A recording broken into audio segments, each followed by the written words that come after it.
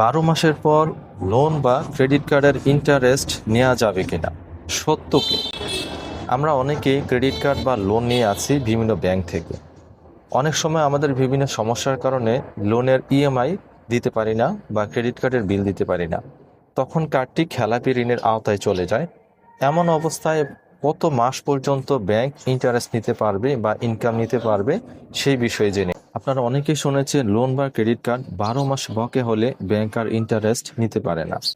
অনেকে এটা বলে, কিন্তু আসল সত্যি কি আজকে জানো।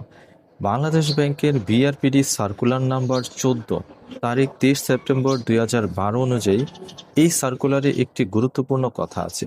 যখন কোনো লোন ব্যাড অ্যান্ড লস অর্থাৎ বিএল ক্যাটাগরিতে চলে যায়, তখন ওই অ্যাকাউন্টে ইন্টারেস্ট চার্জ করা বন্ধ করতে হবে। লোনটা যখন সম্পূর্ণভাবে অনাদায়ী হয়ে যায়, তখন আর ব্যাংক ইন্টারেস্ট ইনকাম হিসেবে নিতে পারে না। তবে এখানে একটি কথা আছে, যদি কোনো লোন বা ক্রেডিট কার্ডের জন্য মামলা করা হয়, তাহলে বিএল হওয়ার পরেও মামলা করার সময় পর্যন্ত ইন্টারেস্ট হিসেব করা যাবে। সেটা রাখতে হয় ইন্টারেস্ট সাসপেন্স অ্যাকাউন্টে, ইনকাম হিসেবে নয়।